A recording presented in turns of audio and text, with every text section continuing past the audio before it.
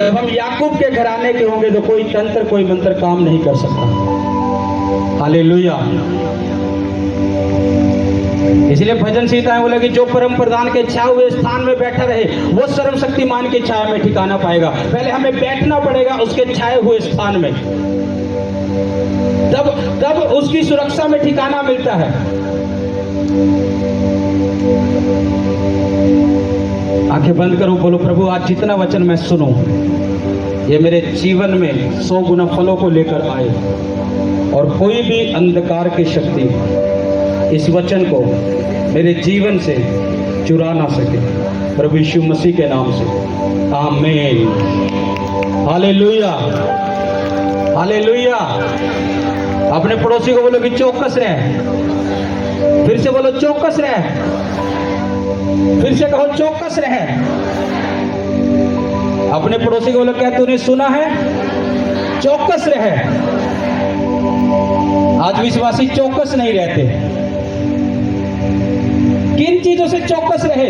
किन बातों से चौकस रहे? किन कामों से चौकस रहे? आज एक विश्वासी लापरवाही में अपना जीवन जीता है।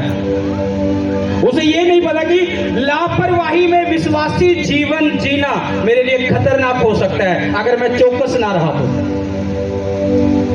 वचन क्या कहता है कि तुम्हारा विरोधी शैतान गर्जने वाले सिंह के समान इस ताक में रहता है कि कब तुम्हें फाड़ खाए। यानी शैतान इस ताक में है कि कब तुम कमियां करते जाओ, कब तुम लापरवाही करो, कि कब तुम चौकस ना रहो और मैं तुम्हें फाड़ खाऊं। आज विश्वासी चौकस नहीं है अपने कामों के लिए। आज विश्वासी चौकस नहीं है अपनी प्रेयर लाइफ में। आज विश्वासी चौकस नहीं है अपनी आत्मिक लाइफ में। आज विश्वासी चौकस नहीं है उसकी बंदगी में आने के लिए। आज विश्वासी चौकस नहीं है फास्टिंग की लाइफ के लिए। लेकिन परमेश्वर क्या कहता है? चौकस रहे। फिर से अपने पड़ोसी को बोलो कि चौकस रहे, चौकस रहे। फिर से याद दिलाओ क्या तूने सुना? चौकस रहे। और एक वचन नोट करो, पहला कुरिन्थियों 10 उसका 12 से 13, आयुब उसका 1 अध्याय उसका 1 से 3, आयुब उसका 2 अध्याय उसका 1 से 10, उत्पत्ति 22 अध्याय उसका 1 से 3, न्यायों 3 अध्याय उसका 1 से 6, न्यायों 6 अध्याय उसका 36 से 40।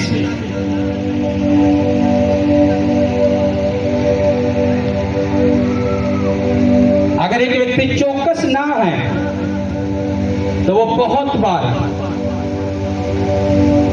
जब परखा जाता है तो अपनी परख में कच्चा निकल जाता है, वो खरा नहीं निकलता है। अपने पड़ोसी को बोलो कि परमेश्वर भला है, परमेश्वर भला है। और बहुत बार वही भला परमेश्वर हमें परखता भी है, इसलिए चौकस रहे। फिर से कहो कि वही भला परमेश्वर बहुत बार हमें परखता भी है, इसलिए चौकस रहे। इसलिए चौकस रहना तेरे लिए जरूरी है। अगर एक व्यक्ति चौकस नहीं है, उसे पता नहीं लगता कि परमेश्वर मेरे जीवन में क्या कर रहा है, उसे पता नहीं लगता कि परमेश्वर क्या करना चाहता है, वो चौकस नहीं है। और क्या होता है? पहला कुरिन्थियों का वचन पढ़ेंगे हम। इसलिए जो समझाता है, इसलिए जो समझता है मैं स्थिर हूँ, मैं स्थिर हूँ, वह चौकस रहे। क्या रहे? क्या रहे? फिर से बोलो क्या रहे? क्या रहे? और किसको क्या रहे? जो सोचता है कि मैं स्थिर हूं, मैं याकूब के घराने का हूं, कोई तंत्र नहीं चलेगा। चौकस है नहीं, काम है नहीं है याकूब के घराने के, प्रार्थना है नहीं है, वचन का पता नहीं है कब पढ़ने है कब नहीं, बंदगी का पता नहीं है आज आना है कि नहीं आना है। मैं याकूब के घराने का हूं तो तुम चौकस नहीं हो। परमेश्वर क्या कह रहा है? इसलिए जो समझता है मैं स्थिर हूं वो चौकस भी रहे। वो अपने लोगों को चौकस रहने के लिए क्यों कह रहा है? बहुत बार एक विश्वासी तब गिरता है जब अपनी आशीष से पा लेता है वो। वो तब तक नहीं गिरता जब तक दुखी है। वो जब तक दुखी रहता है, परमेश्वर के साथ वफादार रहता है, खराई से चलता है, प्रार्थना करता है, सब चीज फास्टिंग करता है, लेकिन बहुत बार जब उसे आशीषें मिल जाती है तब वो गिर जाता है, क्योंकि उसकी प्रार्थनाएं मिस हो जाती है, संगति मिस हो जाती है, उपवास मिस हो जाते हैं। इसलिए परमेश्वर ने कहा, इसलिए जो समझता है मैं स्थिर हूं वो चौकस भी रहे। परमेश्वर आवाज दे रहा है चौकस रहने के लिए। इस वचन को पूरा पढ़ो। कि कहीं गिर ना पड़े, तुम किसी ऐसी परीक्षा में नहीं पड़े जो मनुष्य के सहने से बाहर है। परमेश्वर सच्चा है और वह तुम्हें सामर्थ्य से बाहर परीक्षा में ना पड़ने देगा, वरन परीक्षा के साथ निकास भी करेगा कि तुम सह सको। यानी परमेश्वर भी बहुत बार परीक्षा परखता है वो, लेकिन एक विश्वासी को चौकस रहने की जरूरत है उस परख में। अगर एक विश्वासी चौकस नहीं है, उसका जीवन चौकस नहीं है, उसे पता नहीं लग रहा मेरी लाइफ में क्या हो रहा है क्या नहीं हो रहा है, और वो चले जा रहा है बस लापरवाही की तरह। लोग सोचते हैं मेरी लाइफ में दुख है क्यों नहीं जा रहा, मेरे परिवार में दुख है क्यों नहीं जा रहा, मेरी फैमिली में यह परेशानी है क्यों दूर नहीं हो रही। अगर तुम चौकस होगे तो तुम्हें पता लगेगा क्यों दूर नहीं हो रही। अगर तुम लापरवाह हो तो तुम्हें पता नहीं लग रहा है, अगर तुम चौकस हो तो तुम्हें पता लग रहा है कि क्यों नहीं दूर हो रही। परमेश्वर ने क्या कहा, इसलिए जो कोई समझता है स्थिर है वो चौकस भी रहो।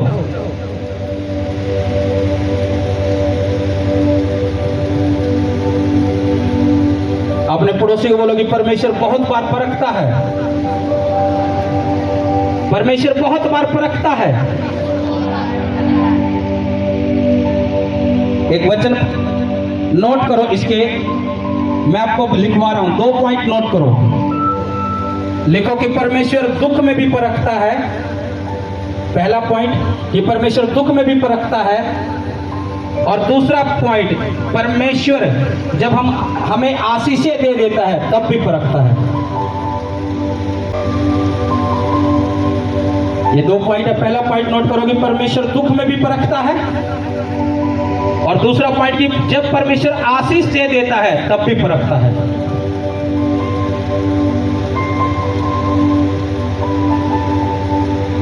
इसका पहला पॉइंट जहां आपने लिखा है कि परमेश्वर दुख में भी परखता है, इसका वचन पढ़ेंगे आयुब उसका 1 से 3।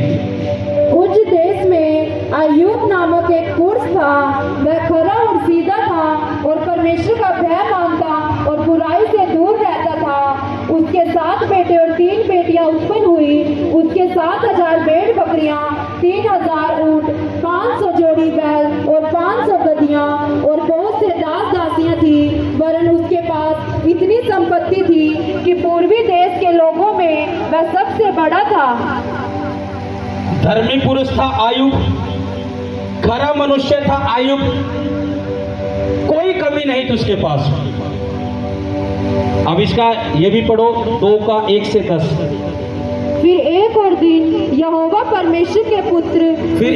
दिन यहोवा परमेश्वर के पुत्र उसके सामने उपस्थित हुए और उनके बीच शैतान भी उनके सामने उपस्थित हुआ। हाँ। यहोवा ने शैतान से पूछा, तू कहाँ से आता है? शैतान ने यहोवा को उत्तर दिया, इधर उधर घूमते फिरते और डोलते डलाते आया हूँ। यहोवा ने शैतान से पूछा, क्या तूने मेरे दास अय्यूब पर ध्यान दिया है कि पृथ्वी पर उसके तुल्य खरा और सीधा और मेरा भय मानने वाला और बुराई से दूर रहने वाला मनुष्य और कोई नहीं है? यद्यपि तूने मुझे बिना कारण उसका सत्यानाश करने को उभारा, तो भी वह अब तक अपनी खराई पर बना है। क्या कह रहा है परमेश्वर? शैतान को भी तूने मुझे वैसे ही उभारा, उसका सत्यानाश करने के लिए। उसके पशु चले गए, बच्चे चले गए, सब चीजें चली गई थी। जब शैतान परख रहा था, परमेश्वर ने शैतान को भेजा था कि तू परख इसे। सब कुछ चला गया था उसका, दुख देकर उसे परख रहा था परमेश्वर। कह रहे तूने वैसे ही उसे मुझे उभारा और उसे मैंने दुख दिया, उसके सब चीजों का सत्यानाश किया। परमेश्वर शैतान से ये कह रहा है, फिर क्या कह रहा है आगे? शैतान ने यहोवा को उत्तर दिया, शैतान ने यहोवा को उत्तर दिया, खाल के बदले खाल, परंतु प्राण के बदले मनुष्य अपना सब कुछ दे देता है, इसलिए केवल अपना हाथ बढ़ाकर उसकी हड्डियों और मांस को छू, तब वह तेरे मुंह पर तेरी निंदा करेगा। शैतान कह रहा है तू उसके शरीर को छू, उसके शरीर में बीमारी डाल, उसके शरीर में दुख डाल, तब वो तेरी निंदा करेगा, तब वो तेरी बुराई करेगा।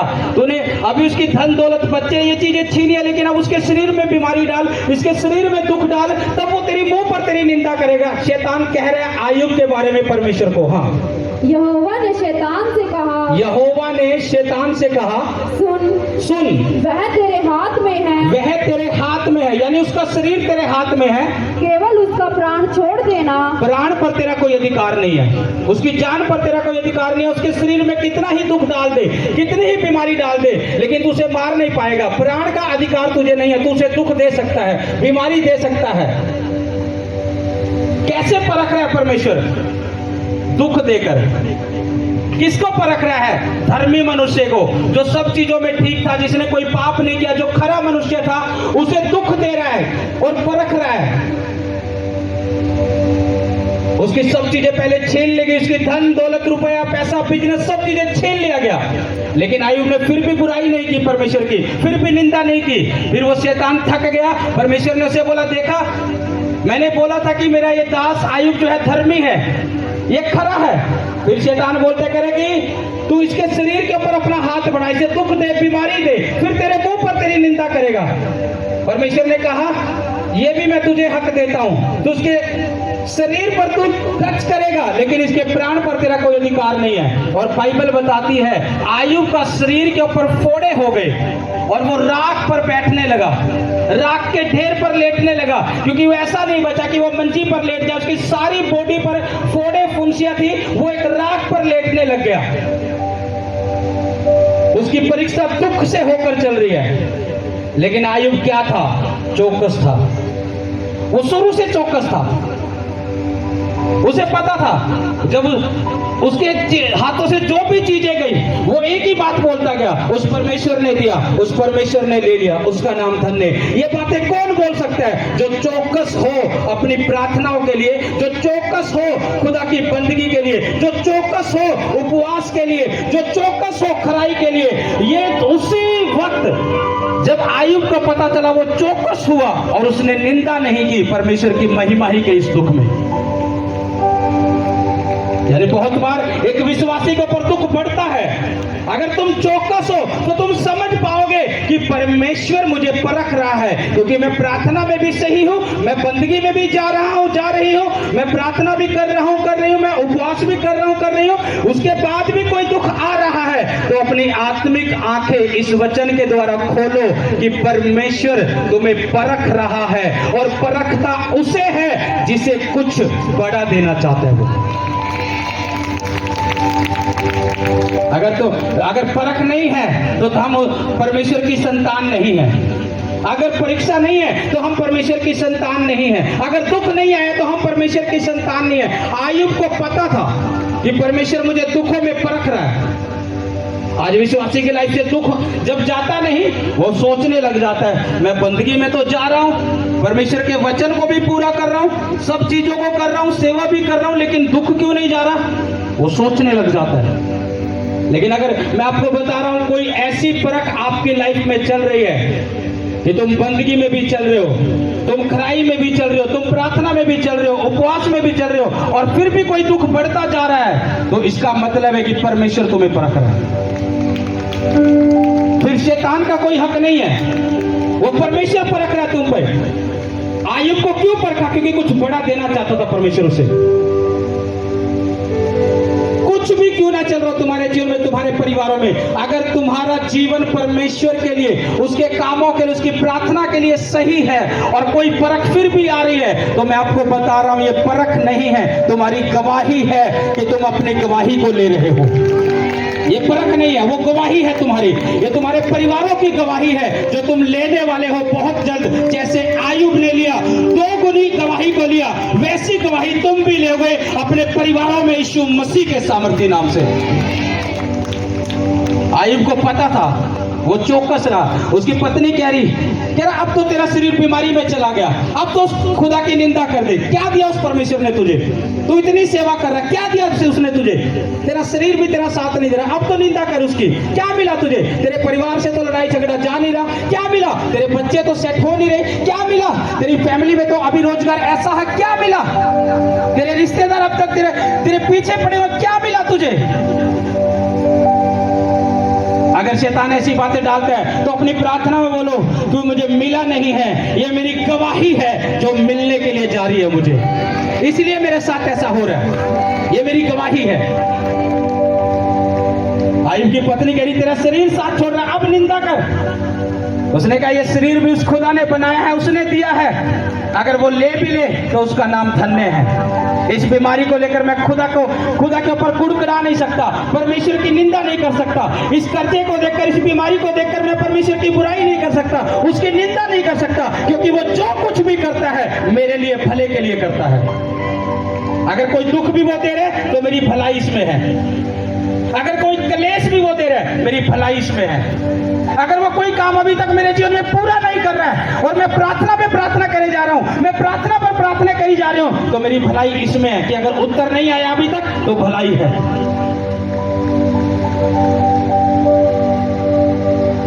जब हमने जगह ली, उसका बयाना दिया, हमने 10 लाख रुपया, उसकी रजिस्ट्री में बड़ी रुकावटें आ रही थी, इतनी रुकावटें थी ना, बहुत ज्यादा। लोग सोच रहे पैसा डूब जाएगा, मुझे 1% भी चिंता नहीं थी। मैं परमेश्वर की हजूरी में होगी, पैसा डूब जाएगा, मुझे पता मेरा पैसा डूबने वाला नहीं है। अगर मैं वफादार हूं तो खुदा बढ़ती देगा मुझे। लोग सोच रहे थे, जिनको लग रहा था वो चिंता कर रहे थे कि पैसा डूब जाएगा। मैंने कहा परमेश्वर अगर पैसा यहाँ डूबेगा तो दूसरी जगह बढ़ती दे देगा, लेकिन पैसा नहीं डूबेगा। और परमेश्वर ने वही गवाही बनाई, जब जगह मिली जितनी थी उससे बढ़कर बढ़ती के साथ खुदा ने दिया और कोई पैसा नहीं डूबा। अगर हम चौकस हैं तो परमेश्वर हमारे लिए रास्ते खोलता है। अगर हम चौकस हैं तो परमेश्वर, एक वचन कहता है कि जिसका चाल चलन यहोवा को भाता है वो उसके शत्रुओं से भी उसका मेल करा देता है। अगर हमारा चाल चलन परमेश्वर को भाता है तो हमारा विरोधी कोई नहीं है। हमारे विरोधी भी जो हमारे खिलाफ है वो हमारी हेल्प करते हैं। फिर क्यों? क्योंकि अगर हमारा चाल चलन यहोवा को भा रहा है तो उसने कहा उसके विरोधियों से भी उसका मेल करा देता है। आपको पता है दाऊद का डिवाइन हेल्पर कौन था? योनातन। और योनातन कौन था? साउल का बेटा। और साउल कौन था? राजा। और राजा के बाद कौन? साउल के बाद किसको गद्दी पर आना था? योनातन को। लेकिन योनातन किसकी हेल्प कर रहा था गद्दी पे बैठाने के लिए? दाऊद की। उसे यह भी पता था कि अगर मेरा बाप साउल जाएगा तो गद्दी मेरे ऊपर आएगी, मैं दाऊद का साथ क्यों दूं? मैं दाऊद को मरवा देता हूं। लेकिन परमेश्वर को दाऊद का चाल चलन भा गया था, इसलिए उसके शत्रुओं से उसका मेल कराया। साउल का बेटा ही दाऊद का डिवाइन हेल्पर बना और वो गद्दी दाऊद को दी उसने। लोग कहते हैं मेरे जीवन में से ये चीजें जा रही है, फलाना मेरी चीजों को छीन लेता है, मैं किसी बिजनेस को स्टार्ट करता हूं, फलाना मुझे बिजनेस से ऐसा कर देता है। अगर हमारा चाल चलन यहोवा को भाता है तो हमारे शत्रुओं से भी मेल कराता है। हमारे शत्रु हमारे डिवाइन हेल्पर बन जाते हैं, ईश्वरीय मददगार बन जाते हैं वो, और वो हमारी मदद करते हैं। इसलिए चौकस रहो। अगर कोई दुख नहीं जा रहा तो परमेश्वर परख रहा है तुम्हें। तुम प्रार्थना में सही हो, वचनों में सही हो, संगति में तुम्हारा आना सही है, और उसके बाद कोई दुख है तो चौकस रहो। परमेश्वर परख रहा है, वो परख रहा है, कुछ बड़ा देने के लिए तुम्हें परख रहा है। आयुब चौकस था, उसने अपनी पत्नी की परवाह नहीं की। उसकी पत्नी उसे छोड़कर चली गई, उसे कोई परवाह नहीं थी। उसे ध्यान था सिर्फ अपने परमेश्वर की और उसकी सेवा की और उसके कामों की ओर। उसने कोई परवाह नहीं की। वो चौकस था खुदा के लिए, उसके कामों के लिए। वो चौकस था परमेश्वर के साथ वफादार रहने के लिए। और बाइबल बताती है दुख में भी आयुब निरंतर प्रार्थना करता रहा। वो दुखी था, उसने प्रार्थना करनी बंद नहीं की। अगर एक विश्वासी चौकस है तो वो बचता है बहुत से शैतान के अटैक से। वो अपना दुखी हृदय भी परमेश्वर के समीप जब लेकर आता है तो वो उसी रीति से प्रार्थना करता है जैसे उसने बहुत कुछ पा लिया हो। लेकिन विश्वासी आज चौकस नहीं है कि परमेश्वर क्या कर रहा है क्या नहीं कर रहा है, उन्हें पता नहीं है। लापरवाह जीवन है, प्रार्थना कुछ नहीं पता, उपवास का कुछ नहीं पता, बहुत से का, सबका नहीं, बहुत से ऐसे हैं आज भी, उनकी संगति का कुछ नहीं पता, लापरवाह। लेकिन परमेश्वर चाहता है कि चौकस, तुम चौकस रहो। वो दुख देकर भी परख सकता है। आप वचन क्या कहता है? सबसे पहले परमेश्वर को हमने चखा है, उसे परखा है। हम मसीह में जब आए, हो सकता है तरह तरह की बंधन, प्रॉब्लम, दुख, तकलीफें हमारी लाइफ में हो सकती थी कि जब हम मसीह में आए तो हमने परखा, अच्छा ऐसा हो जाएगा मेरे जीवन में तो मैं प्रभु को ग्रहण करूंगा।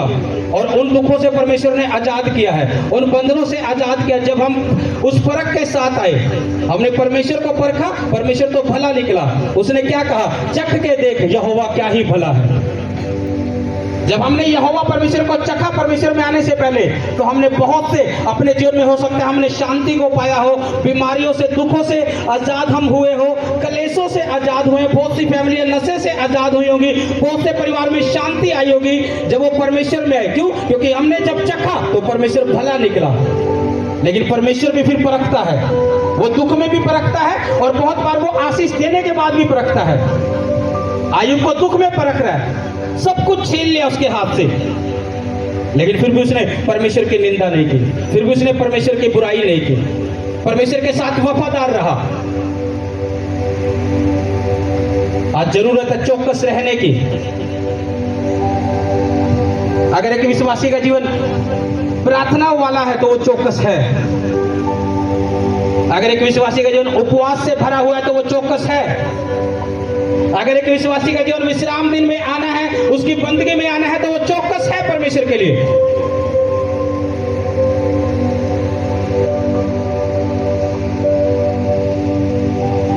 अपने पड़ोसी को बोलो कि चौकस रहे। अगर तू चौकस है तो बड़ी आशीष भी तेरी है। एक वचन और पढ़ेंगे, दूसरा पॉइंट जो हमने लिखा था, बहुत बार परमेश्वर एक व्यक्ति को आशीष देकर परखता है। पढ़ेंगे उत्पत्ति 22 उसका 1 से 3। इन बातों के पश्चात ऐसा हुआ कि परमेश्वर ने अब्राहम से यह कहकर उसकी परीक्षा की। किसने की परीक्षा? ये परमेश्वर ने। किसकी की? अब्राहम की। कह रहा बहुत बार परमेश्वर ने कह रहे कि यह कहकर अब्राहम की क्या की? परीक्षा की, यानी परखा अब्राहम को। हाँ पढ़ो। हे अब्राहम, हे अब्राहम, उसने कहा देख मैं यहाँ हूँ। देख मैं यहाँ हूँ। उसने कहा अपने पुत्र को, अर्थात अपने बेटे को, अर्थात अपने इकलौते पुत्र इसहाक को, अपने इकलौते पुत्र इसहाक को, जिससे तू प्रेम रखता है। किससे? जिससे तू नहीं, ये तो मेरी प्यारी चीज है परमेश्वर, ये नहीं मैं दे सकता। नहीं परमेश्वर, ये तो मेरे लिए पसंद है, मैं इसको नहीं दे सकते, तो मेरे लिए जरूरी है। परमेश्वर ने क्या कहा? अब्राहम अपने बेटे को जिससे तू प्रेम रखता है, हाँ पढ़ो, संग लेकर मोरिया देश में चला कह रहा उसे संग लेकर मोरिया देश में चला आ, और वहाँ उसको एक पहाड़ के ऊपर जो मैं तुझे बताऊंगा, हाँ, होम बलि करके चढ़ा, मुझे चढ़ा दे। कब परख रहा अब्राहम को? जब उसे बेटा दे दिया। सालों उसको बेटा नहीं दिया परमेश्वर ने, और वो परमेश्वर के साथ वफादार रहा जब तक सालों उसे बेटा नहीं मिला। परमेश्वर की आवाज को सुनकर चलता रहा, जैसा परमेश्वर ने बोला वैसा चलता रहा। लेकिन जब बेटा दे दिया, परमेश्वर ने उसे परखा कि अभी भी ये मुझसे वैसे ही प्रेम करता है जब इसके पास आशीष नहीं थी, या ये बदल चुका है। उसे उसकी परीक्षा की। कह रहा अब्राहम मैं यहाँ हूँ। कह रहा अपने बेटे को जिससे तू प्रेम करता है मोरिया देश चला जा, वहां उसे एक पहाड़ पर मेरे लिए भेंट चढ़ा। अब सोचो कैसी परीक्षा है। परमेश्वर 100 साल की उम्र में तो तूने बेटा दिया, अब तूने मांग भी लिया मुझसे, मैं कैसे लेकर आऊं? परमेश्वर कोई सवाल जवाब नहीं था। और कब परख रहा परमेश्वर? जब वो आशीषित था। आयub को परखा दुख में, अब्राहम को परखा जब उसे आशीष मिल चुकी थी। बहुत बार विश्वासियों को भी परमेश्वर ऐसे चेक करता है बरकतें देकर कि क्या तू जब तंगी में था, जब घटी में था, तब कैसा जीवन था, मैंने तुझे सब कुछ बरकत दिया, कि आप भी तू मेरे साथ ईमानदार है, वफादार है? या जो चीजें मैंने तुझे दे दी उनके प्रेम में खो गया है तू? परमेश्वर ने एक वर्ड बोला, कह रहे कि अपने बेटे को जिससे तू प्रेम करता है, यानी ये बात तय है अब्राहम की सबसे प्यारी चीज उसका बेटा ही था जो परमेश्वर ने उसे दी थी। और परमेश्वर ने इसीलिए बोला उसे, कह रहा जिसे तू प्रेम करता है अपने बेटे को। लोग बोलते हैं नहीं परमेश्वर बस ऐसा नहीं कर सकता, ये काम नहीं कर सकता परमेश्वर, बाकी सब कर लेंगे।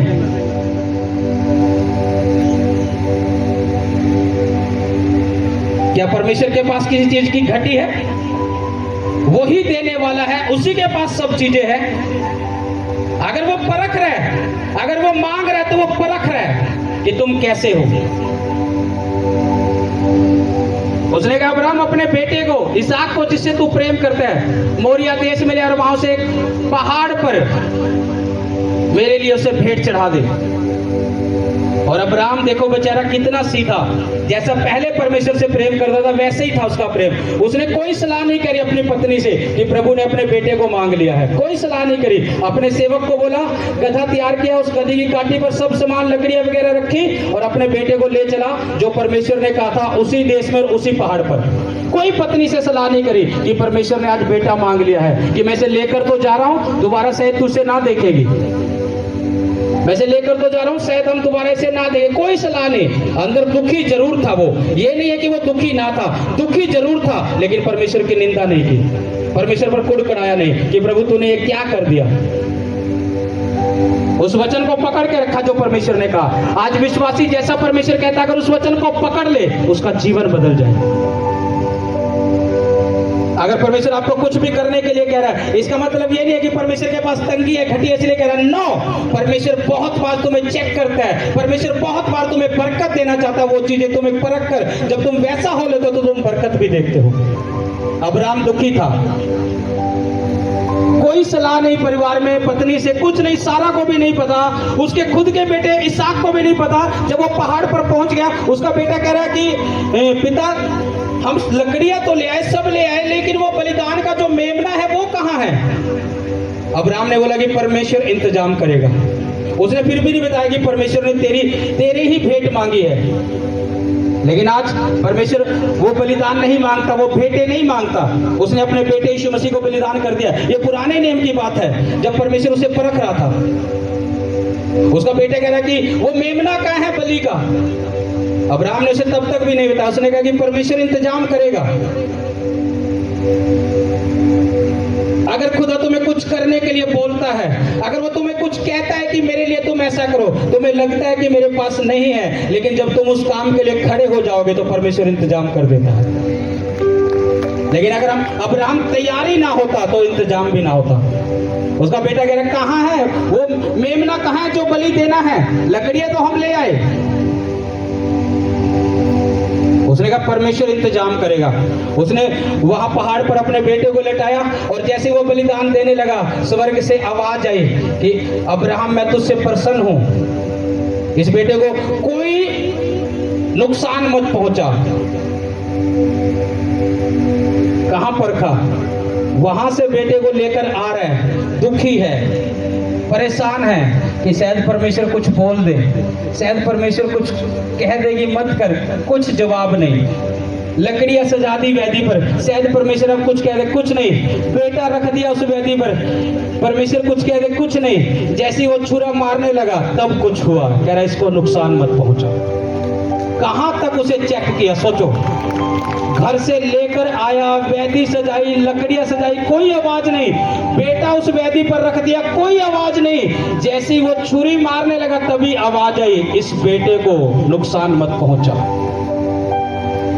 तुम्हारी लाइफ में ऐसा हो सकता है। तुम अपनी ये मैं प्रोफेटिक वर्ड दे रहा हूं आपको, तुम अपनी परीक्षाओं के लास्ट पड़ाव पर हो, कुछ आवाज आने वाली है, परमेश्वर इंतजाम कर रहा है तुम्हारे लिए। मैंने कहा तुम अपनी परीक्षाओं के लास्ट पड़ाव पर हो, तुम लास्ट पड़ाव पर हो अपनी परीक्षाओं के। कुछ होने वाला है, अब होने वाला जो नहीं हुआ, तुम खींचे तो जा रहे हो लेकिन अब कुछ होगा। परमेश्वर ऐसा करने के लिए जा रहा है, वो इंतजाम कर देगा तुम्हारे लिए। ये प्रोफेटिक वर्ड है कलीसिया, तुम गवाही दोगे कि परमेश्वर के दास ने ऐसा बोला था कि मैं लंबे समय से परीक्षा में था। अब्राहम जैसे लंबा सफर करके आ रहा था, उसे कोई आवाज नहीं परमेश्वर की कि ऐसा होगा। उसने बेदी सजाई, लकड़ी सजाई, कोई आवाज नहीं आई कि परमेश्वर मुझे अब तो रोक रहे। उसने अपना बेटा भी उस पर लटा दिया, कोई आवाज नहीं आई उसके कि परमेश्वर अब तो रोक रहे। लेकिन जैसे वो छुरी मारने लगा तब हुआ कि इसे नुकसान मत पहुंचा। तुम्हारा लास्ट पड़ाव आ चुका है, आवाज आने वाली है, कोई गवाही होगी तुम्हारे जीवन में। मैंने कहा गवाही आने वाली है, कुछ आवाज तुम्हारे कानों में पड़ने वाली है, तुम्हारी फैमिलियों में पड़ने वाली है, वो गवाही की आवाज तुम्हारे जीवन में ऐसा होने वाला है। ये प्रोफेटिक वर्ड है, ये भविष्यवाणी के शब्द है। तुम गवाही दोगे कि मेरे जीवन में ऐसा हुआ है। इस भविष्यवाणी को ग्रहण करने के बाद कोई आवाज नहीं, क्या चल रहा क्या नहीं, लाइफ घिसट घिसट कर चल रही है। कब तक चलूं परमेश्वर, सालों हो गया तुझे जीवन दिए, कब तक ऐसा चलूं परमेश्वर, कोई आवाज नहीं आ रही है। चिंता ना करो, लास्ट पड़ाव में हो तुम, अब आवाज आ रही है, तुम गवाही लेने वाले हो बहुत जल्द यीशु मसीह के नाम से। मैंने कहा ये वही आवाज है परमेश्वर के आत्मा की, जिसने अब्राहम को बोला इसे नुकसान मत पहुंचा। वो अपने दास के द्वारा भी, अपनी आत्मा के द्वारा तुम्हें कह रहा है, तुम्हें भी वो आवाज दे रहा है कि तुम लास्ट पड़ाव में हो, बहुत जल्द तुम्हारी गवाही की आवाज आने वाली है यीशु मसीह के नाम से। इसलिए मसीह जीवन में चौकस रहना जरूरी है। दुखी होकर चलते रहो, खड़े रहो, अड़े रहो, मत कुड़कुड़ाओ, मत परमेश्वर की निंदा करो, मत बुराई करो, चौकस रहो। सिर्फ वो दुख देकर भी परख सकता है, वो आशीष देकर भी परख सकता है। आयुब को उसने दुख देकर परखा, लेकिन अब्राहम को उसने वही बेटे की आशीष देकर परखा। इसलिए चौकस रहो। एक लापरवाही विश्वासी की तरह मत जीवन जियो। अब्राहम ने कहा परमेश्वर ठीक है, तूने कहा ठीक है, मैं तेरे लिए वैसा ही करूंगा। एक बेटा देने चला, उसी पहाड़ पर एक बेटा चढ़ाने गया था, लेकिन बेटा तो लिया नहीं परमेश्वर ने, उसे कई बेटों का पिता बना दिया, कई बेटियों का पिता बना दिया। परमेश्वर ने वही उसे आशीष दी, अब्राम, आज से तेरा नाम अब्राम नहीं अब्राम होगा। पहले उसका नाम अब्राम था, फिर अब्राहम किया उसे, कह रहा तू विश्वासियों का पिता होगा।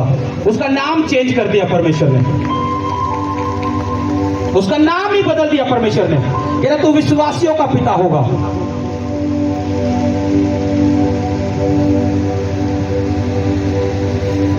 खुदा तुम्हारे जीवन में ऐसा ही करेगा, लोगों का नजरिया बदल जाएगा तुमसे।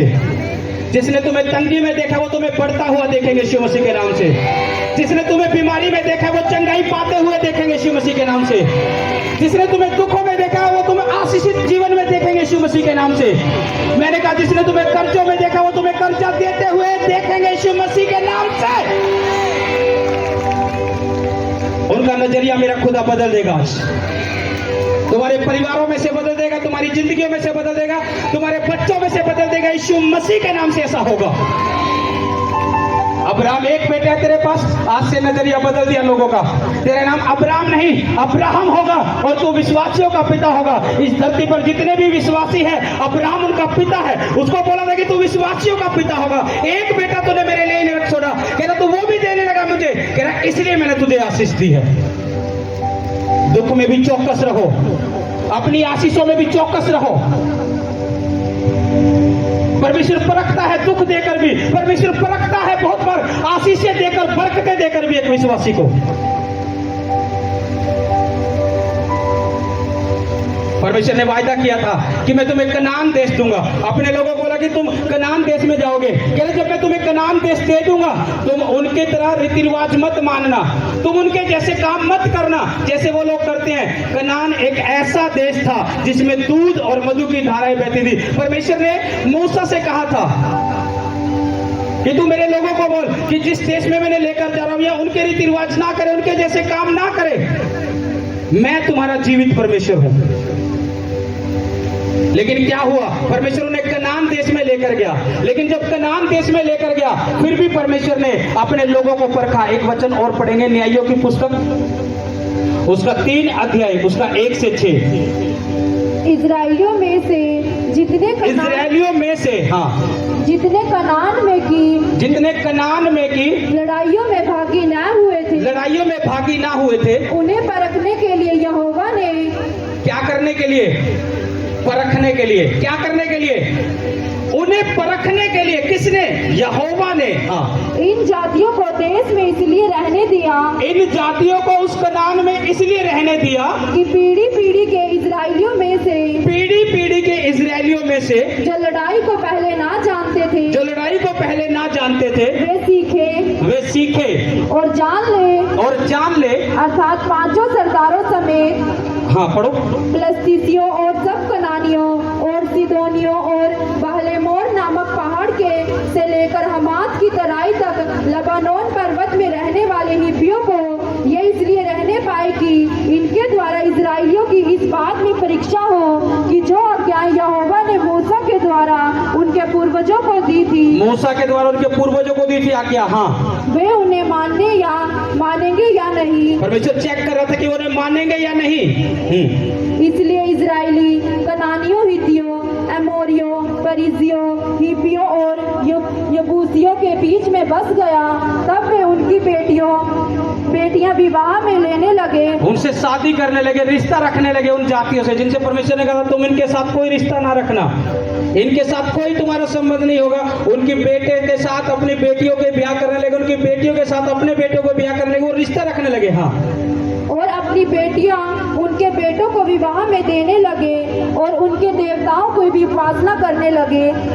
यानी वो सब काम आ गए उनके अंदर जिन्हें परमेश्वर ने मना किया था कि मैं तुम्हें आशीष तो दूंगा, लेकिन तुम उस देश में जाओगे तो उनके जैसे काम मत करना, उनके साथ मत मिलना। लेकिन वो उनके बेटे बेटियों के साथ अपने बेटे बेटियों की शादी करने लगे। और परमेश्वर ने वो जाति कनान में इसलिए रखी थी कि मैं इजरायलियों को परख सकूं कि मैंने इन्हें कनान देश तो दे दिया है, क्या ये कनान देश को लेने के बाद मेरे साथ वैसे ही वफादार हैं क्या नहीं। लेकिन उन्हें परखा, लेकिन वो परख में कच्चे निकल गए क्योंकि वो चौकस नहीं थे। और अगर हम इस वचन को आगे पढ़े तो इजरायलियों के ऊपर दुख आया, उनका दुख बढ़ा। फिर परमेश्वर के एक जन ने प्रार्थना की उनके लिए। क्यों दुख बढ़ा? क्योंकि वो चौकस नहीं थे। उन्हें पता था कि परमेश्वर ने जब कनान देश, आपको पता है कनान को स्थापित किया था किसने? नूह ने स्थापित किया था, क्योंकि कनान जो है वो नूह का बेटा था। उसने अपने पिता को नंगा देख लिया था तो कनान को स्थापित कर दिया था कि तू अपने भाइयों के भी दासों का दास होगा। कनान क्या था? शापित था। और क्या बोला? दासों का भी दास होगा। लेकिन यहाँ उल्टा नहीं है कि कनान, परमेश्वर ने कहा मैं तुम्हें कनान देश में लेकर जाऊंगा। कौन सा है कनान देश? कह रहा है जिसमें दूध और मधु की धाराएं बहती है। लेकिन वो तो शापित था, उत्पत्ति में नूह ने किया था, जब तक अब्राहम भी नहीं आया था। नूह ने उसे शापित किया था कि कनान तो शापित होगा। लेकिन कनान इतना आशीषित रहा। बहुत बार परमेश्वर एक व्यक्ति की लाइफ में, तब अब मान लो अगर कोई चीज तुम्हारे पास पहुंच गई है और तुमने उसे पा लिया है और वो तुम्हारे हाथों में से निकल जाए तो उसका दुख ज्यादा होता है, हाँ के ना?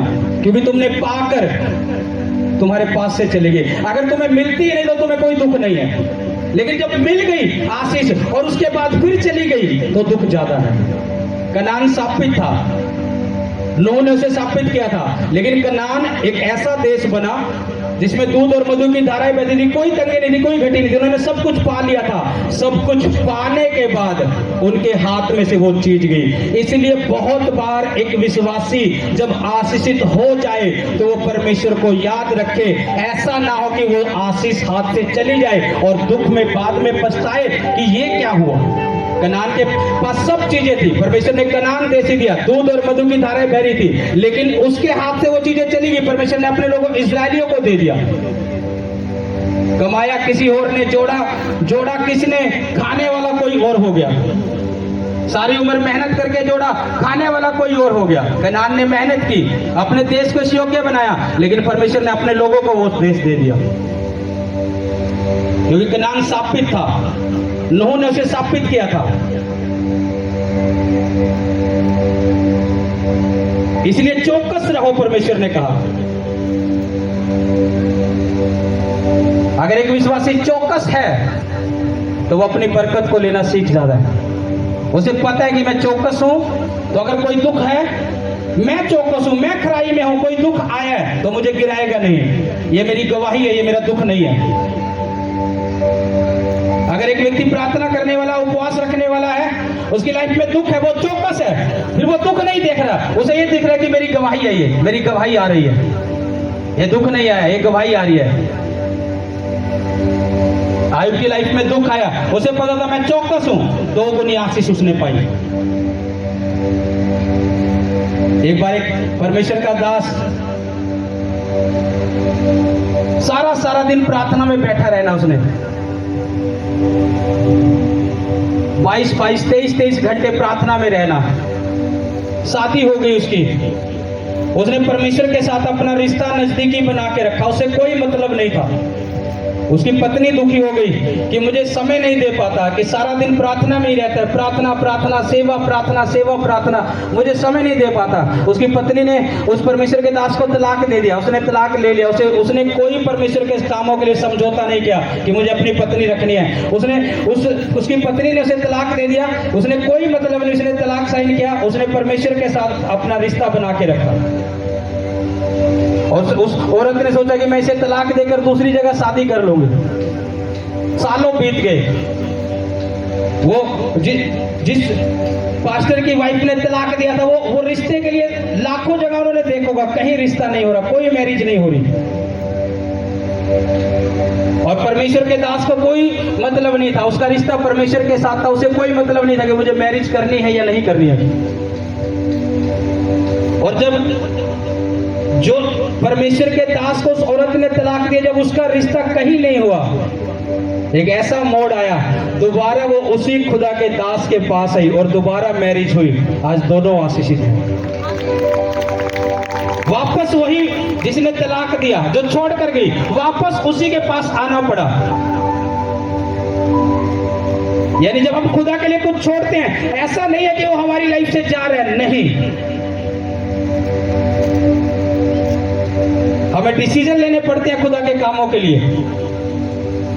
जब हम डिसीजन लेते हैं कड़े, तो परमेश्वर भी डिसीजन कड़े लेता है आशीष देने के लिए, फिर वो रोकता नहीं है, बरकत देने के लिए, फिर वो रोकता नहीं है। अगर एक विश्वासी के डिसीजन कड़े हैं, तो खुदा की बरकतें भी उसके ऊपर बढ़कर खुलती हैं।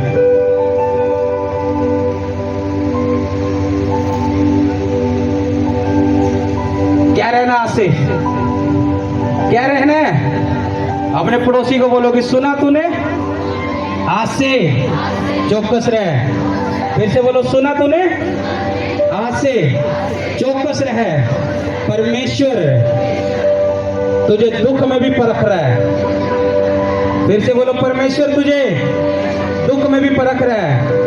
खड़ा रह और अड़ा रह, खड़ी रह और अड़ी रह। तेरी गवाही है, ये दुख नहीं है, तेरी गवाही है। Hallelujah, hallelujah, hallelujah.